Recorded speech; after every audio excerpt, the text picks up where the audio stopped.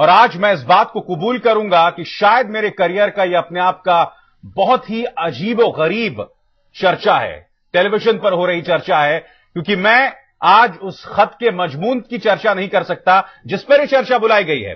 मगर मुद्दा बहुत बड़ा है। मुद्दा है कांग्रेस नेता अभिषेक मनु सिंघवी के इस्तीफे का, और उन्होंने आज संसद की स्थायी समिति से इस्तीफा दे दिया। उनका नाम एक कथित सीडी से जोड़ा जा रहा है और उसी कथित सीडी के कंटेंट को लेकर हाईकोर्ट ने रोक लगा दी है। फर्जी करार दिया गया है उस सीडी को। सिंघवी ने कहा कि वो पार्टी को किसी मुश्किल में नहीं डालना चाहते, इसीलिए उन्होंने इस्तीफा दे दिया। हम आपको बता दें, आज के इस शो में 3 खास मेहमान मेरे साथ, बीजेपी के नलिन कोहली, वरिष्ठ पत्रकार नीरजा चौधरी जो कि इस वक्त यहां मेरे साथ स्टूडियो में है, साथ ही हमारा कांग्रेस.com के संजय झा। आप सबका स्वागत है। मगर उससे पहले आइए देखते हैं ये रिपोर्ट। सीडी कांड में नपे सिंघवी, अभिषेक मनु सिंघवी का इस्तीफा। अभिषेक मनु सिंघवी कांग्रेस के कद्दावर नेता, कानून, न्याय, कार्मिक और शिकायत की संसदीय स्थायी समिति के अध्यक्ष, बेशुमार सियासी ताकत के मालिक। लेकिन यह सारी ताकत एक कथित सीडी के सामने बौनी साबित हुई।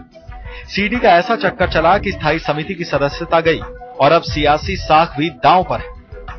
कथित सीडी का मुद्दा उछलते ही अभिषेक मनु सिंघवी ने स्थायी समिति की सदस्यता और कांग्रेस के प्रवक्ता पद से इस्तीफा दे दिया। हालांकि सिंघवी यही कह रहे हैं कि वो निर्दोष है। जिस सीडी की बात हो रही है वो फर्जी है और उन्हें बदनाम करने की साजिश है। इस्तीफा तो इसलिए दिया ताकि संसद में बेवजह हंगामा न हो। खुद को पार्टी का वफादार सिपाही बताते हुए कहा कि वो नहीं चाहते कि उनकी वजह से कांग्रेस को किसी भी तरह की मुश्किल झेलनी पड़े।